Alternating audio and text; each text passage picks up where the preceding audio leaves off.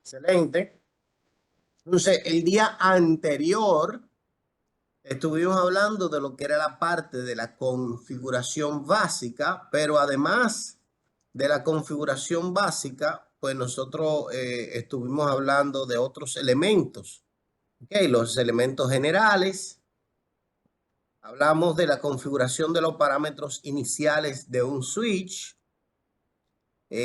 Hablamos de la configuración de los, digamos que básica de los accesos a los dispositivos, tanto a router como a switch.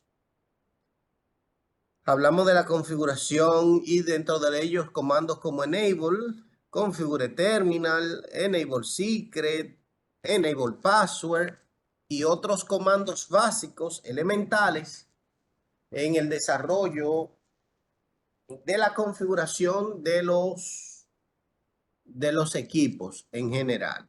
Entonces, el día de hoy nosotros estaremos hablando de los resúmenes realizados de los capítulos 2, 3 y del capítulo 4. Estamos hablando de conceptos de switching, creación, renombramiento y administración de VLAN, al igual que el tema de la comunicación entre VLAN e inter-VLAN. O sea, entre VLAN, en diferentes VLAN, inter-VLAN, en la misma VLAN, pero en diferentes switch. Bien. En ese sentido, voy a escribir en el grupo. Ok. Que ya iniciamos. En ese sentido, pues le preparamos una diapositiva con los elementos más importantes que obviamente ustedes se podrán dar cuenta de ello, ya que en teoría estuvimos también desarrollando la lectura de los capítulos 2, 3 y 4 en todo este trayecto. El día de hoy también, después de nosotros finalizar la explicación de esos temas, estaremos habilitando el examen correspondiente a la primera parte, el primer examen de los capítulos configuración básica y conmutación, que es 1, 2, 3 y 4. Y vamos a dejar unas cuantas tareitas, unas cuantas topologías que tengo ahí como tarea. Eso además de obviamente, de los PK que vamos desarrollando en el proceso de la lectura. ¿Ok? Y que para la siguiente semana, tendríamos como asignación la lectura de los capítulos 5 y 6 que corresponden al siguiente punto de control. ¿Ok? Así que es importante no retrasarse porque entonces por eso desequilibraría digamos que los periodos que ya fueron coordinados por parte tanto de Karens como de Ruth. Karens por parte de allá de Hens y Ruth por parte de Infotep. Es solamente notificaciones para que tengamos eso en cuenta y para que conste en acta aquí en el video grabación. Bien, el día de hoy nosotros estaremos hablando de las redes conmutadas. Pero, ¿qué es la conmutación? La conmutación es la acción, la función que tiene el switch. Recuerden que los routers tienen como función enrutar, que es buscar la mejor ruta para llegar de un origen a un destino. Sin embargo, la conmutación es la función del switch. Es como el switch envía y ayuda a la trama poder viajar de un puerto hacia otro puerto en una red switchada o una red conmutada. Podemos decir que digamos que la acción que genera o que tiene el switch para con una trama que va desde un punto emisor o TX, que es el transmisor, hacia un punto RX, que es el punto receptor a través de una red conmutada. ¿Ok? A través de una red que se comunica vía un switch, no a través de un router. La conmutación es una función de capa 2 del modelo de referencia OSI. Bien, en ese sentido vamos a ver que existen varios elementos que debe existir para que en una red conmutada se considere una red convergente. Digamos, profe, pero ¿qué relación hay entre la conmutación y la convergencia? Bueno, la convergencia es la forma más óptima en la cual trabaja una red conmutada. Hay una forma de conmutación tradicional que es punto a punto, pero existe una forma convergente. Cuando hablamos de convergencia es que varios servicios puedan desarrollarse en un mismo medio compartido. Las redes convergentes con soporte de colaboración pueden incluir estas características. Una red convergente es una red que a través de los medios compartidos pueden transmitir controles de llamadas, o sea, voz, mensajería, data, video. ¿Ok? Recuerden, por ejemplo, que anteriormente para la data, las computadoras tenían que tener un cableado estructurado exclusivo para las PC. Sin embargo, con el surgimiento de la telefonía IP,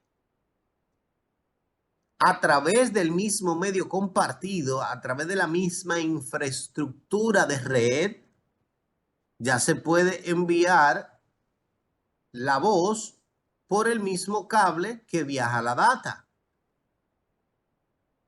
Porque obviamente eso reduce la inversión de costo para que la data pueda viajar junto con la telefonía. Porque en su defecto, tuviésemos que tener un cableado estructurado exclusivo para la voz, pero la misma inversión del cableado estructurado para la data, habría que tener uno similar para la voz.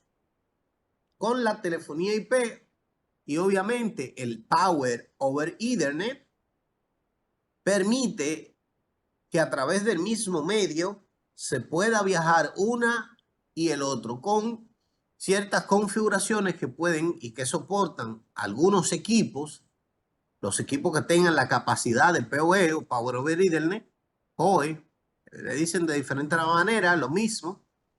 Ahora, esa red es una red convergente porque es una red, obviamente, que permite la transferencia de, digamos que de varios servicios a través del mismo medio compartido.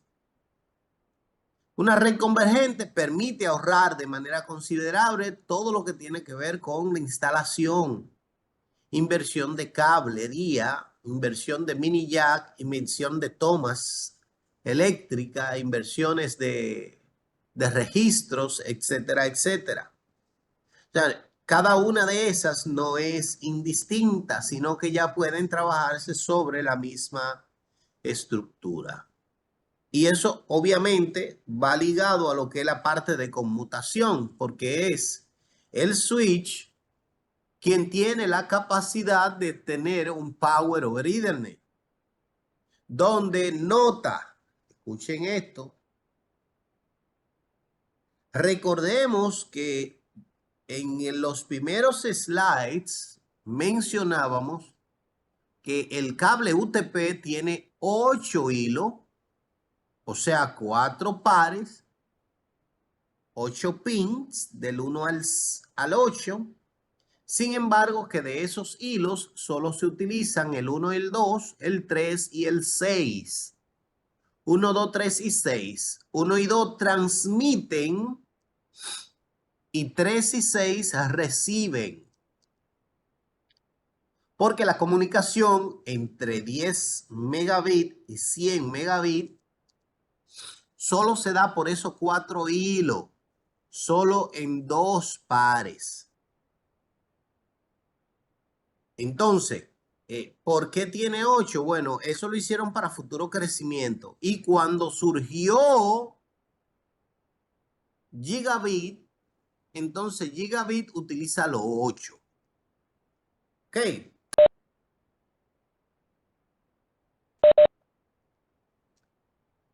Ahora bien, en velocidades de 10 megabits y de 100 megabits, dijeron, pero óyeme, cuando es 100 y es 10, esos 4 hilos no se utilizan.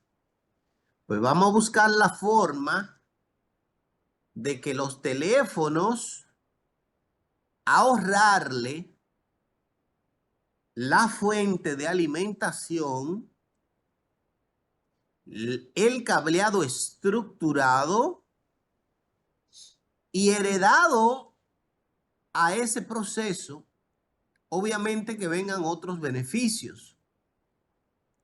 Y por el cable o por los hilos 4 y 5, 7 y 8, entonces en la tecnología PoE o Power over Ethernet, dentro del proceso de las redes convergentes, viaja la información necesaria, los impulsos eléctricos necesarios para que el teléfono y varios access point y equipos que soporten PoE entonces puedan recibir alimentación eléctrica por esa vía. ¿Ok? Excelente. Ahora, el equipo, el switch, debe tener soporte para eso. Dentro de una red conmutada, de una red switchada, la conmutación evolucionó en ese sentido, pero de una manera muy notable. Cuando se hablan de evolución, no es solamente que el equipo permitió crear nuevos equipos escalables, sino que permitió tener mucho más flexibilidad y también posibilidad de administración de tráfico. Y eso lo vamos a ver porque los equipos estaremos identificando características de calidad de servicio o QoS, Quality of Service, y un nivel mayor de seguridad para con los clientes que se conectan en los puertos que son conmutados, los puertos de un switch a nivel de capa 2. Además de que muchos de los equipos que no tenían soporte para telefonía, para servicio de movilidad, ya sí lo tienen. ¿Ok? Los switch, dispositivos, obviamente a nivel de el concepto switching, de manera general, es un concepto que no está desligado, al contrario, es la parte fundamental de la tecnología en lo que es las redes y las comunicaciones. A nivel de capa 2 se maneja todo. De hecho, cabe destacar que la WAN corre sobre capa 1 y capa 2 del modelo OSI. O sea, las capas de la WAN son la capa 1 y la capa 2. Porque dentro de las redes públicas son los switch Fran Relay los que controlan y controlaban la mayoría de las tecnologías a nivel global. Claro, son switch multilayer que tienen capacidad de conmutación en la WAN, digamos que enrutamiento. Enrutan, pero son switch. El dispositivo, para traducirlo, que controla la WAN no es el router, es en demasía el switch, pero no el switch de capa 2, sino los routers, que son los switch multilayer, que hacen función de conmutación y enrutamiento. ¿Alguna pregunta? ¿Duda, aclaración, inquietud, aporte? Una pregunta, profesor. Adelante, hermano. Vendrían siendo los core switch. Correcto. Por ejemplo, obviamente la WAN está primariamente, los proveedores de servicios son los que crean la WAN. De hecho, el proveedor es la WAN. Del lado del proveedor de servicio, lo que hay es un DSLAN. Y el DSLAN es un switch. Ya sea, usualmente, hace años anteriores, el 80% de la comunicación a nivel WAN la tenía Fran Relay. Y no existen routers Fran Relay. Hay switches Fran Relay, que son switches que permiten conmutación en la WAN. O sea, que la WAN está comunicada a través de, no de MAC-adres, sino de información de frames, que es información de capa 2. ¿Me entiendes? Entonces, claro, desde la perspectiva del cliente, el cliente tiene un modem DSL, un router, que ese router se comunica con el DSLAM del proveedor de servicio. O sea que el 50%, en el caso de cliente-servidor, el 50% es conmutación. Y a nivel del proveedor de servicio, él en su infraestructura lo que hace es comunicar DSLAM con DSLAM. O sea que la comunicación en la WAN es de capa 2, no de capa 3. Eso podría sonar un poco confuso, porque uno dice, espérate, pero el router es que enruta, sí, eso es verdad. Desde la perspectiva de nosotros como cliente, el router es lo máximo. Pero desde la perspectiva del proveedor de servicio, el proveedor no va a tener un router conectado a cada uno de los clientes. No, no, no. Tiene un router, tiene un switch capa 3, que son los que tienen múltiples puertos para en ese sector conectar los 700 servicios que él tiene. Y él tiene un switch llamado DSLAM, digámoslo así para que podamos entender de manera básica. Un switch con 10.000 puertos, porque él tiene 10.000 servicios por esa vía. Y desde la perspectiva del proveedor de servicio, nosotros seríamos como la LAN del proveedor de servicio.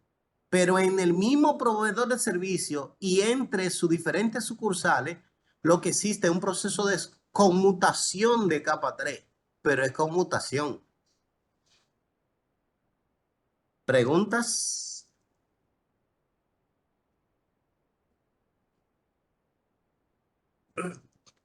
Bien. Asumo el silencio como que no hay y continuamos. Bien. Cuando se trata de los switch, hay que entender y manejar varios conceptos. Primero, que el switch alimenta su tabla de direcciones con la dirección MAC origen del paquete. Uno dirá, pero bueno, sí, eso no es ningún problema. Pero ¿cómo él la alimenta de la MAC origen? Sencillo. En el momento que nosotros conectamos una PC a una red cualquiera, la PC, la tarjeta de red de ese dispositivo, ustedes lo ven en la parte de abajo que comienza a buscar dirección IP. Confirmen si eso es correcto. ¿Puede repetir esa parte, profe, por favor? Claro. En el momento que nosotros conectamos una PC en una red, ¿cómo vemos cuál es la reacción de la tarjeta de red? Bueno, yo diría que físicamente se ve linkeando. Tú ves en la parte de abajo, aquí, en esta parte de aquí, que ella comienza como a buscar dirección IP, ¿no, verdad? Ajá. Bien. ¿Por qué? Bueno, porque en el momento que la PC se conecta, ya ella sabe que le están diciendo que va a pertenecer a una red. En el momento que ella se conecta, lo primero que hace es generar algo llamado ARP, un Address Resolution Protocol, una resolución de direcciones. Ok, ella intenta conseguir una dirección IP con su dirección MAC. Ella genera un broadcast con la dirección origen de su MAC address y el destino en FF, FF, FF, todo en F. Lo que obviamente sabemos que todo en F es 255, que sería una dirección de broadcast. A nivel de capa 2 es todo en F. Cuando tú la conectas en un puerto, tú lo que estás conectándola, aunque de manera extendida, en un puerto de un switch, porque al final el switch está conectado al patch panel y el patch panel está distribuido en las tomas que están en la pared distribuida en toda la empresa. Tú lo que haces es tomar los puertos del switch y distribuirlo en la infraestructura completa. Geográficamente separado, pero en el data center es un switch. Cuando esa PC se conecta y hace el broadcast, esa información le llega al switch. El switch ahí ve la dirección origen, que fue la dirección del que solicitó la MAC address. Y ahí él dice, ok, la máquina A está en el puerto 1. Y él agrega y dice, en el puerto 1 se encuentra la máquina A. El destino, cuando él verifica la dirección destino, todo en F dice, pero ese es un mensaje que va a todos los puertos, salvo el puerto de donde se recibió. Y él le envía a nivel de capa 2 un broadcast, un mensaje a todo el mundo. Que incluye, obviamente, el DHCP. Por eso le llega a todo el mundo. Al que no va dirigido, lo rechaza. Y el DHCP lo acepta. ¿Por qué? Porque hay un campo, se llama DHCP Request o solicitud de DHCP, donde la máquina sabe que ese mensaje es solicitando una dirección IP. Y si tú no eres DHCP, pues tú no haces nada adquiriendo o respondiendo ese mensaje porque usted no es DHCP. Ahora, el DHCP al recibir ese mensaje, sí le responde, pero él le responde no con un broadcast, porque el mensaje que él recibió tiene una dirección origen. Él le responde con un unicast, porque ya él sabe hacia dónde va. Tú no sabías hacia dónde va porque tú es primera vez y tú preguntaste a todo el mundo, ¿quién es el DHCP? Ok, bien. Profe, Esa, hay un temita. adelante, hermano. El Switch sabe quién es el DHCP, aunque sea un broker, ¿por qué él la reenvía a todos los puertos, pudiéndola mandar solamente al puerto donde está el servidor de DHCP? Porque la dirección destino que puso la dirección origen es todo en F. Y el DHCP, perdón, el switch lee la dirección MAC. Pero dentro del campo de la trama, internamente, hay un campo que se llama DHCP request. Eso no lo lee el switch nada más lee la MAC address. Y su destino era a todo el mundo. Ahora, la Ya, memoria CAN, gracias. que es la memoria de contenido direccionable, mírenlo ahí arriba, ¿cómo se llama? Que es la memoria que tienen las PC, ellas sí chequean, analizan el paquete, verifican y ahí ella ve que el destino es un DHCP. Y el que no va dirigido, entonces no responde, rechaza el mensaje y cuando llega el DHCP, que debe estar obviamente incluido en la red, entonces él sí sabe que va dirigido a él porque va con un DHCP request. ¿Capiche? Claro, profe, gracias. Excelente, excelente, hermano. Perfecto. Entonces, eso hace que dos elementos importantes.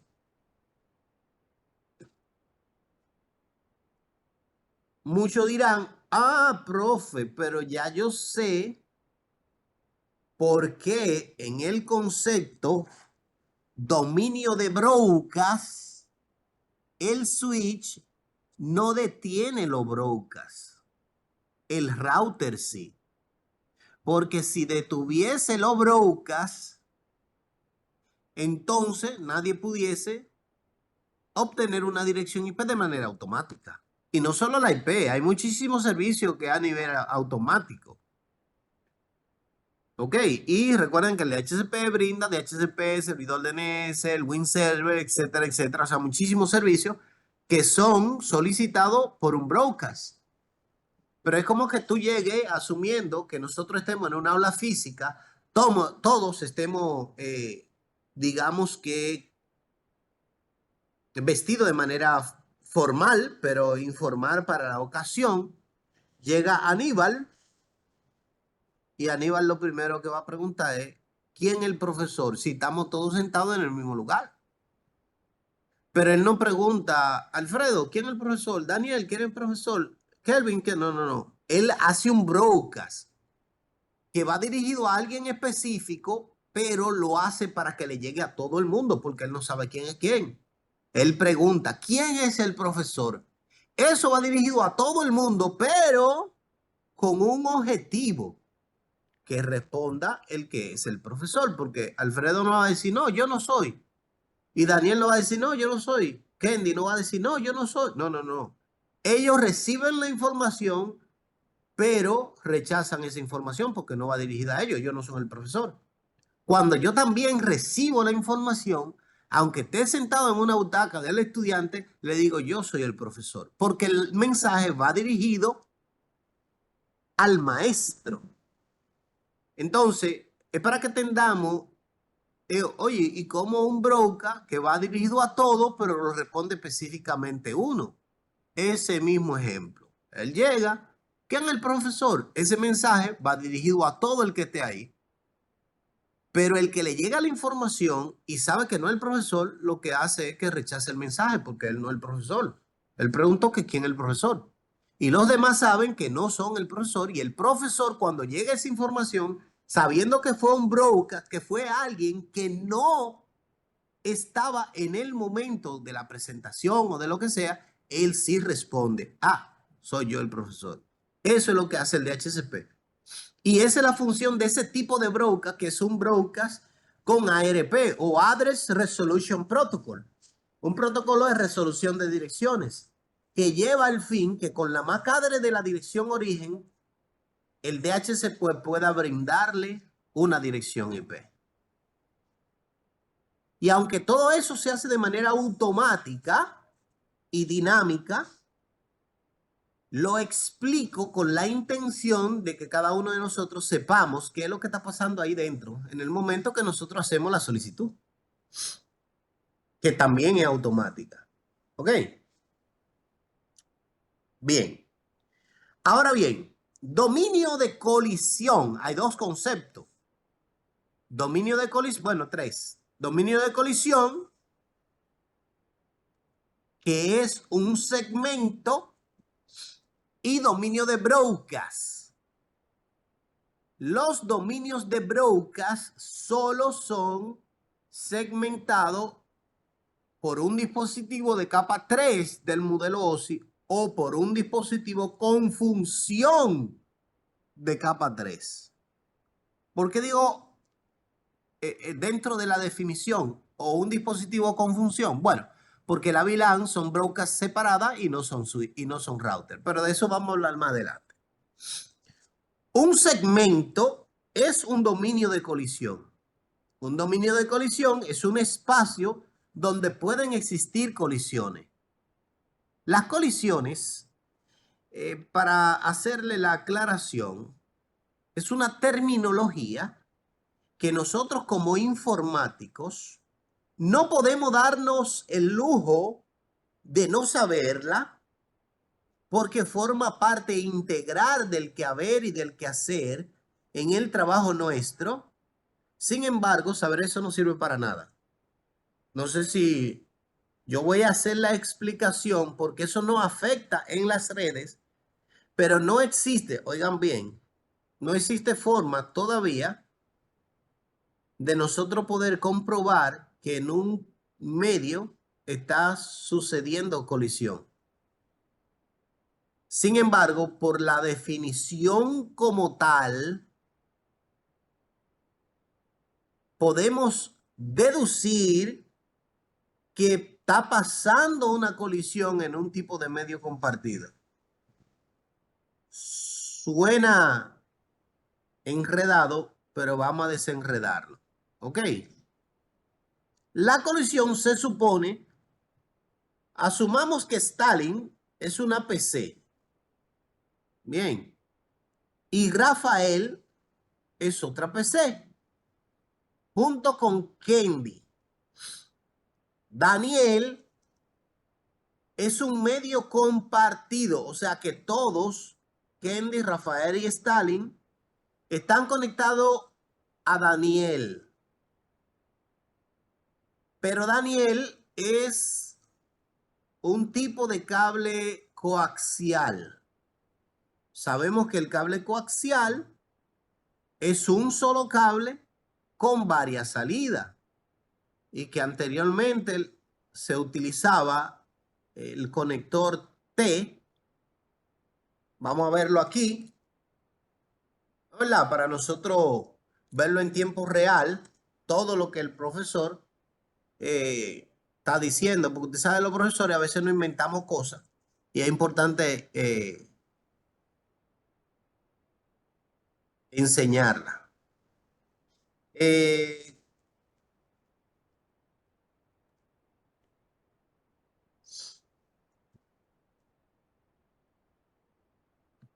Conector tipo T de cable coaxial. Miren aquí. El cable coaxial anteriormente literalmente se partía por donde tú querías tener una computadora nueva y tenías que utilizar este conector tipo T. Habían diferentes, pero en la misma esencia. Donde tú el cable que tú partías ponía un extremo aquí, el otro extremo de este lado y obviamente esta era la salida que iba hacia la PC nueva. Y más adelante tú querías poner otra computadora, lo partía, le ponía, lo introducía de este lado y le daba continuidad de este lado para tener una tercera opción que iba hacia la PC, que era esta. Hasta ahí, ¿estamos claros? ¿Un sí Sí. o un no? Ok, excelente. Sí, Bien. claro. Entonces, esa topología anteriormente era llamada tipo bus, porque si se interrumpía la conexión en un solo lado, se caía la red completa, porque no era una red conmutada. Entonces, esta misma conexión es esta, un hub. Un hub, eso que nosotros llamamos switch, esta conexión que está aquí, me gustaría ponerla más grande, pero déjame ver. No creo. Ah, sí, mira, qué chévere. Esta conexión que está aquí es con un hub HV y esa conexión es esta misma. Es la mismitica. Es como si fuera un cable con varias salidas.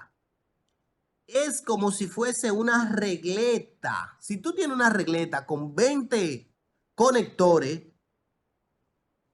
cuando tú la conectas, ¿cuánto de esos enchufes tiene corriente? Todos. Bien, ¿me puede Maestro, explicar el por qué? Cristian, Sí, señor. Adelante, Rafael. eso me dio mucho dinero a mí Sí, en los 2000 y pico. muchacho. Y el coaxial también, No, y ahí se le sacó su cosita, se le sacó. ya lo sabe. Y déjeme destacar que en la actualidad hay muchas personas que entienden que, no, que yo tengo un switchecito de 2 puertos, de 3, de 5, de 8. Brother, yo lo que quiero con esto es que ustedes, el que quiera seguir diciéndole switch, sea porque le dé su gana, no porque no sabe que no es un switch, que hay una diferencia muy diferente, muy abismal entre decirle creyendo que es un switch y decirle porque a ti te dé tu gana. ¿Me entienden? Entonces, eso que nosotros compramos, de que en 2,000 pesos, de que uno de 8, para ir resolviendo, para poner que hay un departamento nuevo y lo que en el switch hay un solo puerto. Pues tráeme, cómprame un switchecito de eso de 4 o 5,000 pesos, de 8 puertos, y tú lo pones y vas resolviendo. Eso no es un switch. Eso es un hub. Y que eso, como es esta, la esencia del hub, es un solo cable con varias salidas. ¿Qué sucede cuando las regletas del ejemplo que pusimos, por qué todos tienen corriente? Porque si la abrimos, porque creo que a esta edad todo el mundo ha abierto una regleta y ve que son 2 cables para todo el mundazo, el positivo y el negativo, que va desde el principio hasta el último puerto, y que por eso cuando tú la desconectas se desconectan todos. Eso mismo es el hub, un cable internamente con varias salidas. Por eso es un dispositivo de capa 1 del modelo OSI, porque él no toma decisiones de ningún tipo. Y nota, ese dispositivo genera un problema de tormenta de broadcast en una red conmutada. Entonces, no es que en la práctica, profe, recuerden que en la práctica uno no puede comprar un suite de $1,000, de $2,000 para resolverle a 8 puertos, qué sé yo qué. Bien, todo bien, perfecto, eso es excelente. Lamentablemente, así debe ser. Usted debe utilizar eso para salir del paso mientras llega el switch que usted manda a buscar, que manda a comprar ya a Amazon, que sea, que esté esperando a alguien que se lo regaló, etcétera, etcétera. ¿Por qué? Porque existe un problema de tormenta de broca, que más adelante vamos a detallar un poquito más de ello. Y este lo genera. ¿Por qué? Cuando la máquina le envía un mensaje a la máquina 5, la 1 a la 5, la recibe todo el mundo. ¿Por qué? Bueno, cuando la máquina 1 envía una información, lo que realmente, aunque nosotros como informáticos entendemos que por ahí va impulso binario 1 y 0, realmente por ahí lo que va es corriente, voltaje, 5 voltios, que lleva un método de conmutación, método de comunicación, ya sea por Manchester, MLT3, NRZI, que son métodos de comunicación. Más adelante también vamos a hablar un poco de ello. Es la forma de cómo la PC codifica esa electricidad que está mandando. Ese tipo de impulso va codificado por un codificador llamado Manchester, tomando uno como ejemplo. Ahora, la máquina 5 que envió simultáneamente con la máquina 1, cuando llegan al medio compartido, cuando llegan al hub, y esos dos voltajes se encuentran, obviamente es algo lógico, no hay que ser ni siquiera muy inteligente para entender eso. Si viene un voltaje de 5 y llega otro de 5 y se encuentran, no van a seguir en 5. Eso es una norma de la física. Obviamente se suma ese porcentaje y la máquina lo que hace es que escucha una distorsión.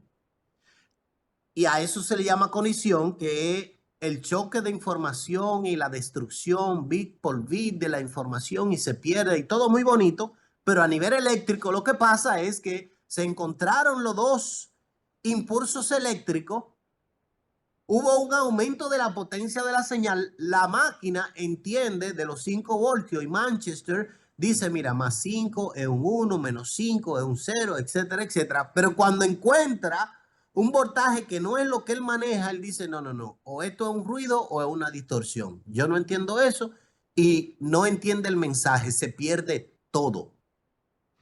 Y a esa pérdida de la información se le llama colisión. Ahora, reitero, muchos entienden que la colisión se da en el cable. Eso no es difícil, es imposible que se dé en el cable. ¿Por qué, profesor, no se puede dar en el cable? Bueno, dijimos que el cable UTP, que es el cable que nosotros utilizamos, la información viaja por 4 hilos esencialmente. ¿Cuáles eran los hilos que yo mencioné? ¿Quién me dice? 1, 2, 3 y 6. Eso es correcto. 1, 2, 3 y 6, que por 1 y 2 transmite, que son los TX, y 3 y 6 reciben, que son los RX. Entonces, si tú te pones a analizar de manera lógica, no como informático, lógico, como una persona que tiene lógica. Si la transmisión es por 1 y 2 y la recepción es por 3 y 6, en el cable es imposible que se choque porque tú envías y recibes por lugares diferentes. O sea, físicamente, tu transmisión se va por el hilo 1 y 2 y tu recepción llega por el 3 y el 6. Entonces, por el cable es imposible que exista la colisión. La colisión existe cuando tú tienes a un individuo de esto en la red. ¿Y dónde sucede? En él. Porque él, sí, cuando la máquina 5 envió y la 1 envió, se encontraron en un mismo medio compartido. La definición es literal. Es un medio, que es un cable compartido, que es para todo el mundazo. Todo el que esté conectado a ese hub. Bien. Entonces, en el hub, ahí es donde puede existir la colisión. Claro, la colisión es algo que siempre hablan mucho, bla, bla, bla, bla. Sin embargo, reitero, si no es con un osciloscopio, no existe forma de tú decir, wow, mira, el mensaje que yo envié ahora mismo colisionó. Eso no hay forma. Eso no hay forma de tú determinar si hay o no hay colisión. Y el osciloscopio lo único que hace es determinar si hay un aumento o una pérdida de potencia de la señal eléctrica. Y tú no vas a tener un equipo de 300,000 pesos conectado a cada uno de los cables que están viajando en el medio. O sea, no hay forma, no es posible. Claro, yo sé que ustedes pertenecen a una empresa que puede invertir en eso. No 300,000, no millones. Pero en la vida real de nosotros los mortales, no podemos tener 300,000 pesos invertidos para determinar que ahí hay una colisión. ¿Me entienden la idea? Por eso le dije al inicio que es una información que tú como informático no debes dejar de saber, pero que es una información que no sirve para nada. Tienes que saberla, pero no es de que porque tú vas a determinar que la colisión, nada. ¿Qué es importante? Tú saber que si tú tienes un hub en una red, usted va a tener colisión porque usted tiene un medio compartido y que de esas máquinas, 8 máquinas que tú tienes conectadas ahí, en algún momento, 2 de esas máquinas van a transmitir de manera simultánea y se va a destruir la información. Muchos dirán, profe, entonces, ¿qué sucede con esa información? No, realmente eso usted tampoco se da cuenta. Porque el protocolo TCP, que es el protocolo que está trabajando en el proceso de la comunicación entre las PC, hay algo llamado, tiene un campo llamado ACK o Acknowledgement, que es acuse de recibo. Y cuando él verifica que el destino no le da una respuesta, determina que se perdió el paquete y vuelve y lo reenvía. Pero eso es automático, usted no tiene que ver con eso. Eso es transparente para el usuario. Hasta ahí. ¿Estamos claros? ¿Alguna duda? Todo claro, Estamos profe, muy claros. interesante la aclaración. Yo era de lo que le decía a Switchecito también. Esa- No, y déjame decirte que yo hasta a veces le digo, pásame el switchecito de 8 puertos. Pero, como dije, hay una diferencia abismal entre uno decirle así porque, bueno, porque tú quieres, a tú decirle así porque tú crees en tu corazón que es un switch. Adelante, Stalin, el que levantó la mano. Profesor, una pregunta. Dale. Entonces, eh, digamos que en ese caso esos pequeños switchecitos, como le llamamos, serían hub. Y entonces tendríamos, digamos, probabilidad de colisión. Pero Correcto. entonces esos pequeños routers que funcionan como modem, router y en cierto modo también switch, ¿también existiría la probabilidad de colisión? No, porque esos puertos están conmutados. Son como suite de 3 y 4 puertos. Y nota, vamos a ayudarnos ahí, Stalin. El router que tienen en la casa cada uno de nosotros, recordemos, y ahora vamos a aclarar, no son router, son modem DSL. Porque el router tiene la capacidad de enrutar. Y esos modem DSL que le llamamos router que tenemos en la casa, ellos no enrutan.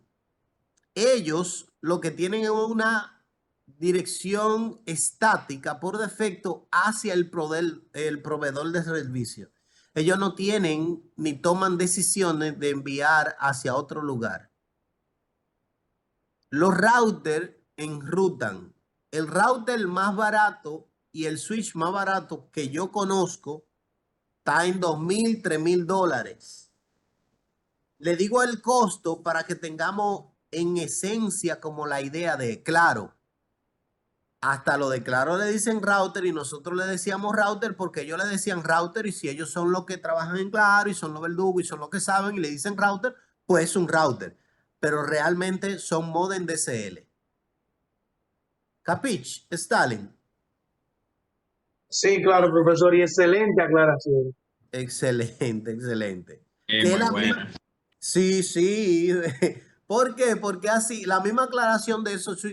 E incluso tú vas a donde venden los hubs y tú le dices, dame un hub. Y ellos dicen, no, no, yo lo que tengo es switch. Pero no es porque el individuo, imagínense que ustedes van a una institución a evaluarse y obviamente el que lo va a evaluar no debe ser un cualquiera. Debe ser un individuo que... Y nosotros debemos tener la capacidad desde ya de manejar los conceptos. Ah, mira, ¿qué router tú tienes en tu casa? Es una pregunta ganchosa. No, no, no, no. Yo tengo un modem DSL Sí, tal. profe, igual que Rafael Roel, en los 2000, 2001, por ahí, yo llegué a montar varios, pero sí tenía, o sea, yo tenía en mi mente que los hubs eran los que no eran energizados y los switches eran los que iban a la corriente, porque venían unos hubs pequeños Ah, que uno lo sí. ponía y sin corriente, y esos era lo que yo compraba como hubs. Y Ok. lo que Ah, iban energizado yo lo compraba como switch. Pero ahora excelente. calculando bien, el switch sería el que ya cuando viene administrable, porque hay que son baratos, un ejemplo de TP-Link a 8,000, 10,000 pesos. Hikvision, 14, 15, que ya Exacto. vienen ya de capa 3. No sé si esos serían hop o si serían switch, que ya vienen, Eso sí. vienen. Eso sí son. Mira, que tú diste, Aníbal, el punto sobre la I. Para nosotros poder determinar si son un switch, debe ser administrable, ya sea por la web o por el puerto de consola. Porque no puedo decir, antes incluso yo decía, no, el que no tiene un puerto de consola no es un switch. No, no, no, no. Hay equipos que son administrables por la web y sí son switches, pero no tienen un puerto de consola. Entonces, si son administrables, si tú lo puedes administrar, sí son switch. Bien. Y viceversa, y router. Mismo concepto para ambos. Salvo los modems DSL que uno diría, ah, pero entonces el de mi casa yo puedo manejar. No. Lo que pasa en el caso de él, anteriormente existía el Soho. Miren aquí. Ese era el que se utilizaba en las casas. Eh, ese es el router más pequeño que hay. Si usted tiene uno de esos, sí que es Home Small Office, Home Office. O sea, un router que es para pequeñas oficinas y para las casas. Sin embargo, por ejemplo, a Carlito le costaba, yo le digo así a Carlos Slim de cariño, ustedes me entienden. A Carlito le costaba un ojo de la cara cada uno de estos, porque cada uno de estos te cuesta $500, $400, $600. Entonces, no es rentable, no es negocio tú invertir a un servicio que te va a brindar y poner $600 ahí para recuperarlo al paso de 2,000 y entre 1,000 y 1,000 en 1,000 pesos. Entonces dijeron, no, no, no, espérate. Y ahí es donde surgen nuevas empresas, nueva tecnología y dicen, ah, pero yo te estoy brindando este servicio más barato y te hace las mismas funciones. Adelante, Rafael, hermano. Inclusive, no sé si alguno de los muchachos recordará, ese router que usted, el primero que está ahí, el SO, Ah, este sí. los 2000 y algo, claro, lo ponía en las casas. O sea, Exacto. y eso era lo más codiciado que había como router. O sea, yo Eh, pagaba para poder tener uno de esos, para poder instalarle Linux. Así es, así es. Y eso era lo que, porque realmente eso. Por eso es que se quedaron a los modem DSL diciéndoles router. Porque después de eso, que vino Huawei y vinieron otras instituciones, obviamente dicen, oye, pero voy a crear un equipo que me permita la configuración directa del proveedor de servicio, pero brindarlo en una cantidad mucho menor. Entonces, ahí surgen, estoy poniendo un ejemplo, surge Huawei y te dice, ah, mira, tú tienes que darle a Cisco $600 por eso, ¿no? ¿Verdad? Y tú estás haciendo una compra mensual de 3 millones de equipos. No, no, yo te voy a vender este que te va a salir a $100 cada uno, pero cómprame esos 3 millones mensual de equipo a mí. Usted sabe que los chinos ganan es por cantidad, no por calidad. O sea, hay que aprender a los chinos también, ¿me entiendes? Entonces dijeron, no, espérate, mejor, pero esa hace la función. Sí, sí, sí, mira, este te permite conectar, tiene los puertos aquí, el que se va a conectar de manera alámbrica y o inalámbrica, y mira, aquí tú tienes la configuración necesaria como para que él se vea como un cliente del proveedor de servicio, que es lo más básico y lo más elemental, pero este no. Este es un router. Uno de verdad, pequeño, pero router. Y ahora ese lo utilizan para la parte empresarial. Si es para una empresa, ellos sí, obviamente, pero que ya la empresa paga una dirección IP fija, que la dirección IP fija tiene un costo como de 35,000 y pico de pesos mensual. Entonces ellos dicen así, aquí yo sí puedo invertir unos $600 y ponérselo ahí al cliente y asegurarlo por 18 meses, que tengo mi ganancia y por demasía, pero a un cliente que me solicita un 50 megas, eso no me es rentable, ni siquiera con el contrato de los 18 meses. Chévere, excelente. Y qué bueno que estamos aclarando muchas cosas, muchos detalles. Continuamos. Una preguntita, profe. Adelante, hermano, adelante. Ok, digamos que yo tengo aquí en mi casa un modem DSL, pero por alguna razón me interesa un router Soho, por así decirlo. ¿Qué beneficio yo podría tener utilizando ese router y utilizando mi modem? Estabilidad, más seguridad. Sin embargo, para eso tú tendrías que ir al proveedor de servicio para que ellos le pongan los parámetros de configuración necesarios para que te puedas conectar a través de él. Y es un servicio que lo ponen como servicios, no recuerdo cómo se llaman, pero son como servicio extra aparte.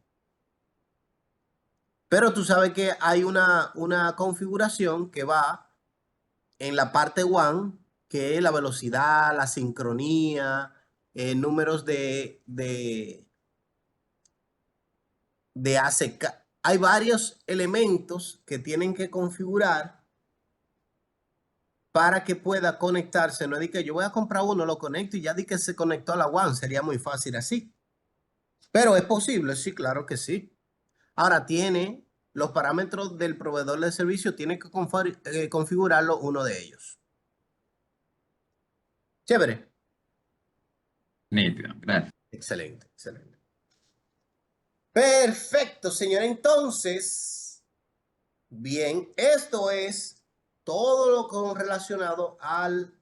Ahora bien, ¿por qué el switch no detiene los broadcasts? Bueno, ya dijimos, bueno, el broadcast es enviado por todos los puertos, salvo por el puerto donde se recibió. Broadcast, mensaje dirigido a todo el mundo, pero los routers lo bloquean. Y uno dirá, pero ¿y por qué? Manito, pero eso es súper fácil, hasta yo me sé eso. Si los routers no bloquearan los broadcasts del mundo entero estarían viajando a través de internet y sería imposible la comunicación. ¿Tú te imaginas? Bueno, se congestiona la red solamente con las informaciones y los datos legibles. ¿Tú te imaginas que también lo broca, que cada solicitud de cada máquina a nivel mundial viaje a través de la red? Porque si el router no lo bloquea, va a viajar por la red. Entonces sería improcedente, sería imposible la comunicación por causa de la congestión, a causa de los mensajes de broadcast. Y por eso el router dice, no. Mensaje legítimo y unicast, sí yo dejo pasar, pero broadcast no. Ahora el switch sí debe dejar pasar broadcast porque las PC tienen que buscar direcciones IP de manera automática y es por un broadcast. Eso es así, pero bien, dicho esto, continuamos.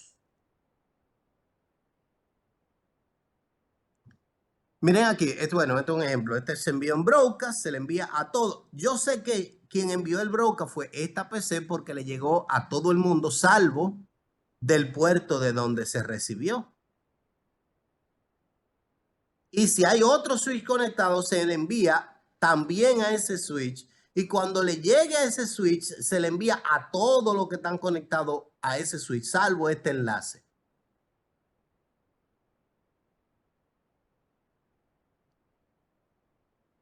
¿Por qué? Porque el switch no tiene dominio de broadcast, pero sí tiene dominio de colisión.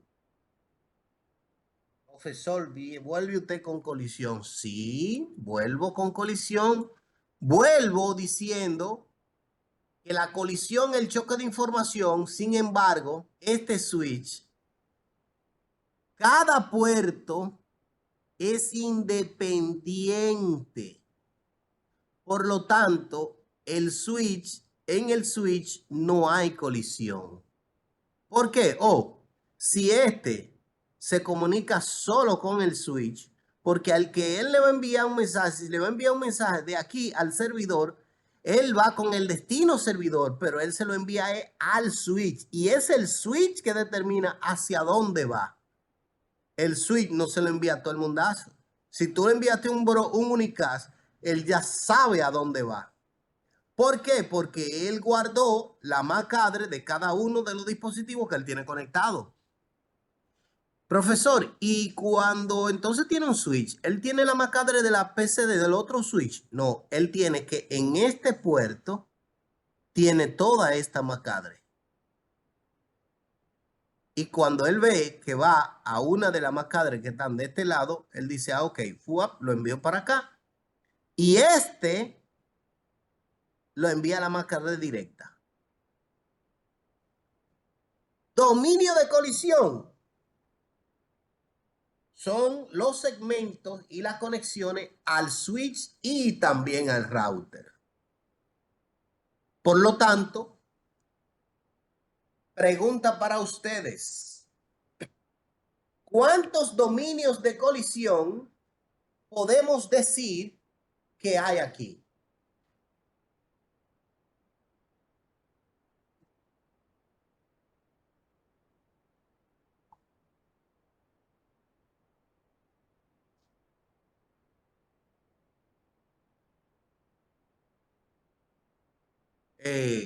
Pueden responder. Don't be Sí, shy.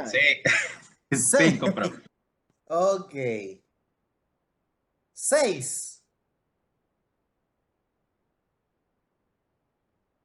5. De hecho, no.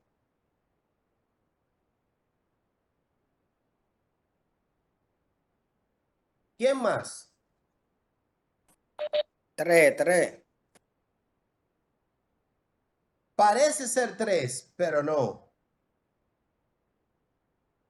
Dominio de colisión es quien puede controlarlo y lo único que se tiene en dominio de colisión separado son los switches. Esto es la representación de un hub. Por lo tanto, lo que choque aquí afecta a todo el mundo. ¿Por Sería qué? 1. ¿Cómo es? 1. Correcto. Un solo dominio de colisión. Y como lo que le pasa a dos afecta a todo el mundo, eso es un problema. Muchos dirán, profe, pero una pregunta, ¿y cuál es el problema que vamos a tener con ese switchecito de 8 puertos que tenemos, que ya sabemos que es un hub? Ese va a hacer que se te ralentice la red a causa de la cantidad de colisión y el constante uso de memoria y procesador que el equipo va a tener que dedicar a ese puerto. Pero bueno, y ahora, ¿cuántos segmentos o cuántos dominios de colisión tenemos ahí que ahora hay un router? Sigue siendo 1, ¿no? Claro que sí, señor. ¿Por qué? Porque el router, los segmentos o los dominios de colisión son la conexión al router y al switch, pero ahí el router sigue teniendo una. Ahí lo que le agregamos fue un router arriba. Al contrario, ahora está peor porque aquí nada más tenía 3 máquinas. Ahora tiene 6. Eso se multiplica como por 4. Lo que había, si antes había problema con 4, ya tú sabes, con 6.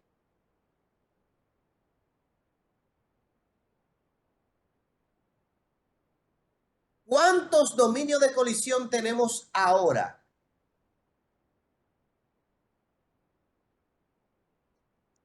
Es. Correcto. Porque ahora los dominios de colisión son delimitados en base al switch y el switch tiene un router que es independiente. A la derecha tiene un dominio de colisión que está conformado por un hub y 3 PC y a la izquierda también.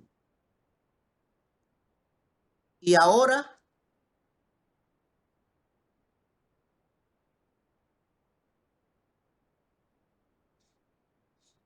7. correcto. ¿Ya entendimos la idea general? ¿Alguien tiene alguna Sí, duda? pero sí, una pregunta, profe. Si el Dale, suyo es dale. de 24 y yo tengo base llena 24, yo tengo 24 dominios de colisión. Eso es correcto. Y de Ok, hecho, que tenga mientras más dominio de colisión, mejor, porque eso quiere decir que hay menos posibilidad de que hayan colisión, porque son dominio de colisión, lo están controlando. No existe posibilidad de colisión. Bien. ¿Preguntas o dudas con respecto a este concepto? De no haberlo, pues vamos directo a lo que muchos de nosotros, pues ahí sí somos apasionados de puyá. Ay, chichi, ahí es que somos duros. Configuración del switch. Usted sabe que todo el informático lo que le gusta es puyá. Uno hace así, comienza a meter mano y cuando le da problema, entonces se va al manual. Ah, déjame decirme, no me está dando, déjame leer un poco. Yo sé que ustedes no son así, o al menos eso esperamos, pero todos yo, somos. yo una vez por tratar de cambiar de Ronin Confi le volé la flash a un switch, Ay, pero mi aprendí madre. mucho, aprendí Sí, no, mucho. no, me imagino que. Perfecto. Bien, bien, miren aquí. Es importante destacar que primero el switch es el dispositivo más importante en las infraestructuras. Porque un router te comunica hacia afuera, ciertamente, función que también lo puede hacer el switch, sin embargo, el router no puede hacer la función del switch. El switch sí puede hacer la función del router porque hay switch multicapa que tienen capacidad de enrutamiento. Entonces, el switch, yo pongo aquí este stack indicándole que lo importante es nosotros primero determinar cuál es el grupo de trabajo que nosotros tenemos. Si necesitamos un switch de 12 puertos, de 16, de 24, de 48 o de más capacidad. Y que dependiendo, obviamente, de la necesidad y de las características que tenga tu empresa, tu institución de manera interna, entonces tú optarás por tener este o aquel switch. Y que un switch puede ser tan barato como unos $1,000, $600, como un switch que te cuesta 1.5 millones de dólares. Eso va a depender porque hay un switch que te trae 10,000 puertos o un switch que te trae 12,000 o 1,000 puertos.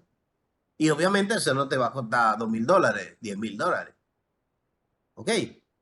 Entonces hay diferentes series o gama de switch en proporción a la necesidad del cliente. Los switch, al igual que los routers, pueden ser modulares. Entonces, basado en la capacidad de crecimiento que tú tengas, tú dices, necesito optar por esta serie, que es modular. Muchos dirán, ah, bueno, pero mira, lo que pasa es que ese switch que trae 48 puertos con capacidad de escalabilidad de un 300%, me cuesta 4 veces más que otros switchecitos. Sí, es verdad. Pero este te cuesta, digamos que 3 veces más. Sin embargo, tiene la capacidad de que cuando tú necesites escalar, solo compra las tarjetas de los puertos que tú necesites. Y tú vas haciendo la escalabilidad proporcional en proporción a la necesidad. Que si tú necesitas 8 puertos, tú compras una ranura, una WIC, que se llama, mírenlo aquí, WIC de router switch Cisco.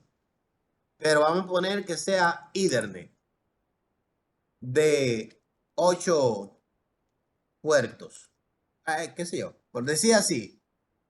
Entonces la WIC, bueno, no sale aquí, digamos que, pero tenemos esta que tiene de 4. La idea es que salga, hay de 4, de 8 y de una cantidad X, no importa. WIC es One Interface Card. Es la tarjeta que tú compras y la inserta. Y esto se ve en el router así mismo, perdón, en el switch así mismo. Se ve como puertos adicionales del equipo que tú tenías.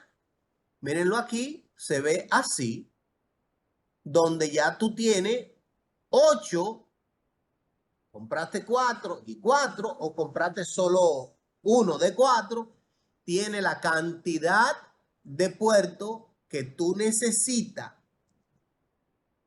¿Y es por qué? Porque el switch o el router son escalables. Miren ahí que lo que traen son tapitas.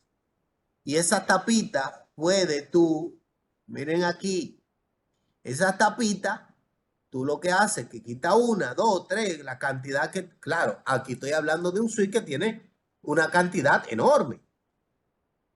No, que tu escalabilidad, tu nivel de crecimiento no es tan amplio. Bueno, cómprate uno más bajito, con una capacidad de crecimiento tal vez de un 100%. No, lo que pasa es que yo, imagínate, lo que trabajo es con multimedia. Bueno, cómprate uno que tenga capacidad de un 50%. Pero si tú eres encargado de un call center, si tú eres encargado de una empresa donde tú sabes que fácilmente en 1 o en 2 meses la empresa que tenía 20 empleados se va a meter a 100 empleados o a 80 o va a duplicar la producción, obviamente te conviene comprar un equipo escalable que es más caro al inicio, pero que al comprar los módulos, una tarjeta de un módulo de 48 puertos adicionales, te sale más barata que comprar otro equipo. De esos que eran más baratos al principio. Y que el costo a largo plazo será mucho menor. Bien. Entonces, hay que, claro, también determinar a nivel de conmutación si lo que tú necesitas es un equipo con capacidad de Power over Ethernet. Ya tú sabes que ahí tienes que manejar las características, si tú vas a manejar telefonía en el equipo. Pero tú dirías, bueno, lo que pasa es que un equipo Power over Ethernet me cuesta $2,000 más que uno que no lo es. Sí, brother, eso es verdad, yo no estoy negando eso. Sin embargo, si tú tienes un switch de 48 puertos, tú estamos hablando de que a la empresa tú le estás ahorrando, que tú tienes digamos que los equipos, los teléfonos, pero que cada fuente de alimentación del teléfono te cuesta $25, pero que son 48. Ya nada más en fuente de alimentación hay $1,200, pero que tú le estás ahorrando a la institución no solamente los $1,200, sino que tú le estás ahorrando también el cableado, los cables que tú vas a utilizar para esto. Pero vamos a suponer que para 48 distribuido en un edificio de 3 niveles, tú nada más vas a gastar 4, 5 cables, rollos de cable. ¿A cómo están los rollos de cable? Más o menos, señores. Depende, pero aquí hay categoría 6, 100% cobre, desde 4,000 y pico en adelante. Vamos a poner 5 para tener un margen, tú sabes, para no. Estamos hablando de 25,000, pero eso dividido en 60, eso es porque lo estamos trabajando en dólares. dividir entre 60 son 41, $50, por ejemplo. Ok, tenemos $50 más. ¿Cómo $50? No puede ser. No, como 80 o $90 el rollo Ok, de cable. vamos a poner más $80. Son 2,000, son 1,280. Ok, pero tú le estás ahorrando a la institución toda la infraestructura eléctrica. Estamos hablando de cables eléctricos que tú tienes que distribuir para conectar a esos dispositivos. Ok, pero tú te le estás ahorrando a la institución los enchufes que tú tienes que comprarlos, ¿no? Tú no tienes una varita de Harry Potter donde aparecen los enchufes también. Pero tú le estás ahorrando también los power core, porque los power core tú tienes que buscarlos también. Pero tú le estás ahorrando la mano de obra de la estructura de la red también. ¿Me entiendes? Pero tú le estás ahorrando a la institución también la compra de mini jack, la compra de RJ45, la compra de la mano de obra eléctrica.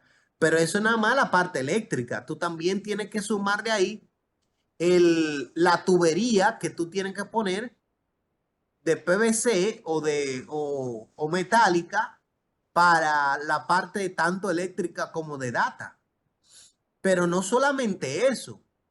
O sea, que tú le estás ahorrando un sinnúmero de elementos que sí es verdad. Tú estás comprando un equipo que es $2,000 más caro, pero tú le estás ahorrando como $4,000 a la institución. Entonces, son elementos que hay que tomar en cuenta en el momento que nosotros pues vamos a considerar un equipo. ¿Estamos claros ahí? Sí. Sí, profe, ahora que usted habló de Power over Ethernet, ¿hay algún comando a nivel de switch que yo pueda ver el porcentaje ocupado del PoE?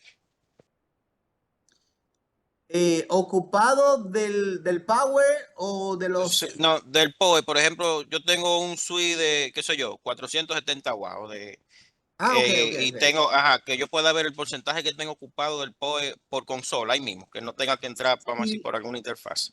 si lo hay, no lo sé, pero voy a investigártelo.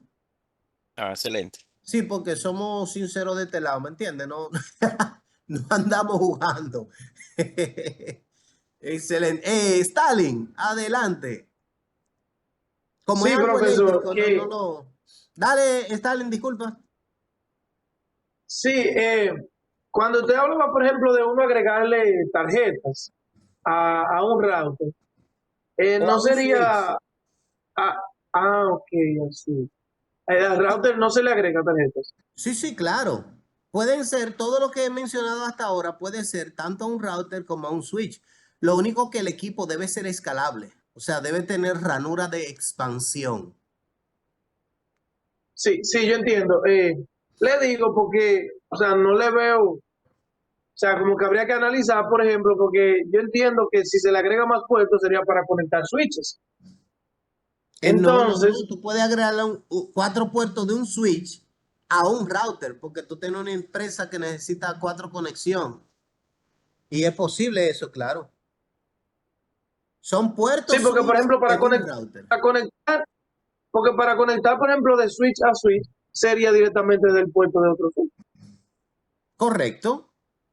Eso es Ujú. correcto. Pero imagínate que tú estás, por ejemplo, que tú tienes la empresa, está conectada, la sucursal, no hay nadie. Sin embargo, agregaron a una secretaria 2 soportes y un encargado. Son 4 puertos. Tú no vas a comprar un suite de $2,000 por 4 gente. Es más fácil tú comprar una tarjeta de 4 y ya tú tienes ahí los puertos que tú necesitas. Que te cuesta ¿cuánto? $300. ¿Me entiendes la idea? Sí, sí, sí, lo que pasa es la confusión mía porque yo pensé que usted se refería directamente al router, porque entiendo como que sería más común que se le agreguen tarjeta a un switch que a un router. Sí, pero va a depender y es así, ¿ok? Sin embargo, eso va a depender, como dije, de la necesidad como tal. Mira aquí, por ejemplo, aquí tiene la ranura. Este router, por ejemplo, tiene eh, estos 4 puertos y estos 4 puertos de aquí son puertos switches. O sea que esa sucursal que tiene este router, no hay más de 8 gente. Entonces, es mejor comprar esta que cuesta 300, 600 dólares, te resuelve el problema y la institución no tiene que invertir 1,000 o 2,000 dólares en un switch de 24 cuando tú nada más necesitas 8. Y eso es en un router. Aunque tengan el router, esos puertos se van a comportar como si fueran un switch de 8 puertos. Ok, Bien. ok. Sí, sí, Excelente. bien. Gracias. Excelente, hermano. Continuamos, señores. Bien, aquí es importante destacar que tenemos que configurar para nosotros poder acceder a un switch, ya hablando directamente de switch, no de los dos equipos, de manera, digamos que remota, pues tenemos que configurarlo algo llamado interfaz VLAN del switch, SVI, Switch VLAN Interface. ¿Ok? Y eso es súper fácil. Eso nada más hay que ponerle una dirección IP al switch, una máscara y también un default gateway. ¿Cómo nosotros hacemos esto que está aquí? Bueno, eso es fácil y sencillo. Nosotros entramos al switch y le decimos Interface VLAN 99. Nota, más adelante vamos a hablar de la VLAN. Ahora mismo no pregunten de qué, profe, la VLAN 99. No. Esto es como decir interfaz fácil del 0 es la 0. Ahora mismo usted va a decir interfaz VLAN 99. Y miren aquí que entra confi if como si fuera una interfaz, porque lo es. Lo único que esto es una VLAN interface, una interfaz virtual, ¿ok? De VLAN. Dentro de la interfaz de VLAN, tú le dices IP igual como una interfaz. Tú lo tratas como una interfaz. IP address, una dirección IP y una máscara que obviamente esta IP debe estar dentro del rango del default gateway donde va a estar conectado del router. Porque se supone que esto es para conectarse del switch de manera remota. Y si es de manera remota, tiene que tener un default gateway. Y no shutdown. Y luego en modo global decirle IP default gateway al switch. IP default gateway y ponerle la IP del gateway, que es la interfaz del router a la cual está conectada. Eso es como ponerle IP y máscara a una PC y decirle que su default gateway va a ser ese que está ahí. ¿Alguna pregunta? Pregunta, profe. Adelante, ¿Cuál Kenny. ¿Cuál sería la diferencia entre yo activar la VLAN 99, como dice ahí, y tener habilitado el SSH o Telnet? ¿No serían funciones más o menos parecidas? Para que pueda funcionar, obviamente la dirección IP de administración, porque esta es una VLAN de administración que estamos habilitando, tiene que tener ese SSH o Telnet habilitado. O sea, tiene que tener las características de capacidad remota, porque esto es para fines de seguridad. O sea, no trabaja uno sin el otro. ¿Me entiende la idea? Sí. O sea, si tú tienes esto y tú tienes el SSH o el Telnet deshabilitado, bueno, es como tú tener una mano colocada ahí sin los nervios puestos. Tienen que trabajar en conjunto. Bien, pero esto lo que hago la aclaración es que tú puedes tener una VLAN de administración, una VLAN donde te permite que el switch tenga una dirección IP y tenga un default gateway. ¿Por qué? Porque vamos a abrir Packet Tracer, vamos a observar que en el puerto del switch tú no colocas, tú no le asignas dirección IP. O sea, tú no vas a un switch y le dices IP address tal, no hay forma. Entonces tú no puedes, por ejemplo, si yo entro al switch, está subiendo.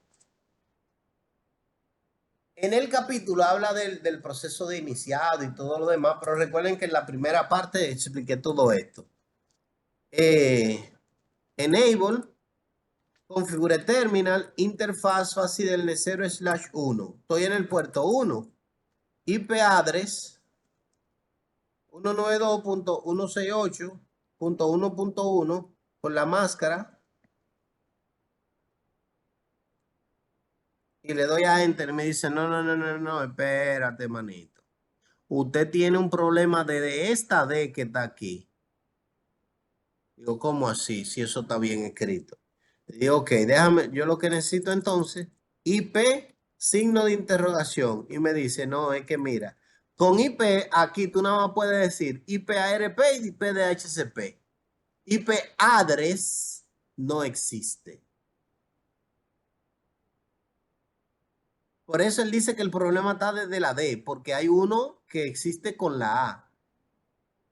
¿Por qué? A los puertos de un switch, a estos puertos de este switch,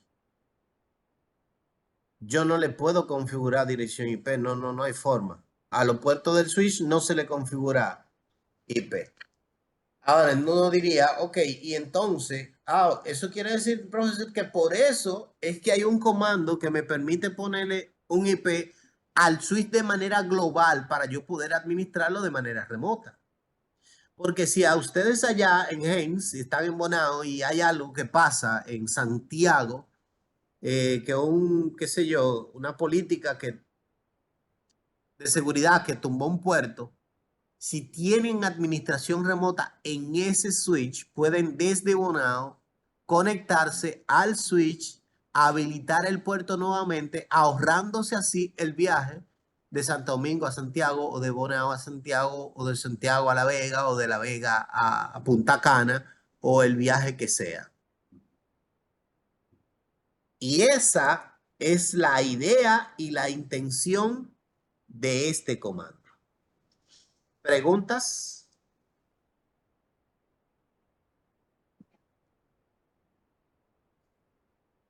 Bien. Continuamos. Recordemos que el switch tiene estas características. Dentro de cada puerto tiene varios comandos. Por ejemplo, aquí yo estoy en el puerto 1, le doy signo de interrogación y me dice, mira, tú en este puerto puedes configurar todo esto. Pero este slide que está aquí hace referencia a full, half, auto. Miren aquí la configuración. Entro al puerto 1, duplex full, speed, MDX. Eso implica, si yo le doy duplex, signo de interrogación, auto es la configuración que tiene el switch por defecto, de manera automática. Si tú le dices duplex full, tú estás forzando a que el switch en ese puerto opere solamente full duplex. Si tú le dices duplex half, tú estás forzando a que ese puerto opere solamente en half duplex. ¿Estamos claros? O sea, eso es para nosotros poder determinar o indicarle al equipo que funcione de una manera o de otra. Pero también está el comando speed. Tú puedes forzar a que el puerto funcione solo a 10 megabits, porque ese tipo embroma mucho y lo voy a poner a 10 megabits. Se va a conectar, pero no a la velocidad que es. O forzarlo a que solo envíe a 100 megabits. La tarjeta de R de 10 megabits, voy a poner que todos los puertos sean a 100 para que no se pueda conectar. O viceversa. Su tarjeta de 100 lo voy a forzar a que solo sea a 10 para que cada vez que se conecte siempre sea a 10 megabits. Eso tiene muchas implicaciones, ya eso va a depender de la creatividad de usted y de la necesidad de la empresa. ¿Preguntas? Adelante, Stalin. Sí, profesor, ahora me surgió una pregunta a mí. Entonces, por ejemplo, cuando uno agrega una tarjeta, o sea, hay una tarjeta adicional en un router, digamos que funciona como switch, digamos una tarjeta con 4 puertos en el router. Entonces, Correcto. se le agregaría una sola, o sea, esos 4 puertos funcionan como una sola interfaz del router. No, funcionan como 4 interfaces, como si fuese un switch de 4 puertos independiente. Entonces, en ese caso, o sea, yo me refiero, entonces en ese caso podemos agregarle una IP en el router diferente a cada puerto. Tú agarras una interfaz de la Ethernet del router, la conecta a ese puerto del switch y todo el que se conecte a esos otros 3 puertos adicionales, entonces van a obtener IP de la Ethernet a la cual tú conectaste esa interfaz.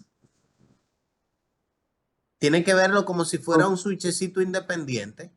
O sea que uno de esos puertos tú lo vas a ocupar. Ok, que habría que, hay que hacer como la conexión. Claro, manito, porque aunque esté conectado al router, tú lo que estás usando es la estructura física del equipo, pero lógicamente es un switch aparte. Pequeño, Que no pero sería como, no serían interfaces como tal. no, no, no, no. Tú lo vas a ver en el, obviamente en el iOS del equipo, pero tú no le vas a poner IP ni nada. Entonces, si es un switch independiente, tú tienes que hacer que una interfaz del equipo le brinde dirección IP a ese switch. Ok, está bien. Sería como un router preñado de un switch. Ese sería un ejemplo grotesco, pero es un muy buen ejemplo. Ok, ok. Ah, Exactamente. gracias, gracias. Y Chévere, gracias, chévere. Aníbal. Y que lo entendí muy bien. Es bastante. Excelente. Perfecto. Entonces, señores, esto, bueno, esto sí lo dice, es importante, lo puse ahí, bueno, porque pero nadie va a hacer que un equipo funcione como hard duplex cuando tú tienes un switch que lo puedes poner de manera auto, ¿entiendes? Miren aquí la otra parte que de hecho no especificaba uno de los compañeros. Profe, entonces debo tener, miren, esto debe ir acorde con la configuración del SBI. O sea, tú debes decirle, habilitarle un dominio, IP domain name, cisco.com en este caso, obviamente, ustedes le ponen Gens Dominicana, no sé, algo así. La que ustedes entienden. Crypto Key Generate RCA. O sea, tú me vas a generar a mí una criptografía, ¿ok? Para yo, obviamente, para que mis conexiones sean mucho más seguras.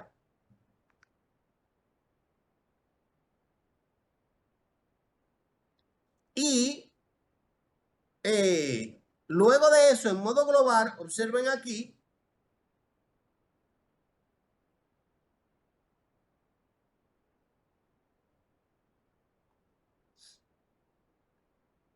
le dicen en modo global, disculpen, username admin secret CCNA.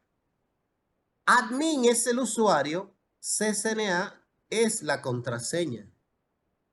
Y luego entran, obviamente, a la línea BTY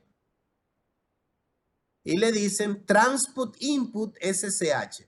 Nota, aclaro que la BTY de un switch no es de 0 a 5, de 0 a 4, sino de 0 a 15. Transport Input SSH es decirle, mira, ya tú no me vas a utilizar Telnet, tú el Telnet lo vas a deshabilitar, tú vas a funcionar como SSH. Login local es, mira, tú me vas a solicitar usuario y contraseña, la que yo te estoy especificando aquí de manera local, por eso está en modo global en el equipo. Por eso yo le digo, utilízame el login local. Y en modo global debe especificarle IPSSH versión 2 porque hay 2 versiones de SSH. Y obviamente la 2 funciona mejor, tiene más características de seguridad. Profesor, pero ¿cómo yo entro al equipo? Después de tú establecer esos elementos, dice, la computadora debe usar un cliente SSH como PuTTY. Obviamente entiendo que muchos de nosotros ya sabemos que tú no le das un clic en un lado aleatorio, no. Tú tienes que utilizar un cliente de conexión a terminal, que es PuTTY, muy utilizado, pero hay empresas que utilizan otros, Security CRT, Hyperterminal u otros. Ok, ahora PuTTY, bien conocido, seguro, estable, bien chulo. Después de tú habilitar el SSH en el switch y establecer, miren aquí que dice la SBI, entonces tú procedes a esto y le dice, le especifica los parámetros. Mira, yo voy a acceder a esta dirección IP a través del puerto 22, que es el puerto de SSH, le da a OK para que entonces pueda acceder al equipo. Y ahí él te va a decir, güey, espérate, a mí me dijeron que debo pedir usuario. Y tú le dices admin, que fue el que configuramos previamente. Y dice, bueno, como yo estoy generando un key, también necesito, me especificaron que debe autenticar una contraseña. CCNA, le da enter y bueno, ahí ya si tú de manera remota entras al equipo. Y ahí ya obviamente está el paso el de Enable Secret, Enable Password, Line Console, porque ya ahí tú estás dentro del equipo. ¿Dudas? Sí, pero eso funciona, profe, si yo estoy dentro de la misma red. Sí, por supuesto. Porque si está de manera externa, ya tú tienes que estar conectado a través de un VPN con los servicios necesarios y funciona igual como si fuera internamente, pero ya ahí hay implicaciones de acceso remoto a través del router. Pero es posible que sea desde afuera. Bien, Bien. excelente. Bueno, ahora vamos a hacer, señores, vamos a dar un pequeño receso por dos razones. Hago un stop aquí.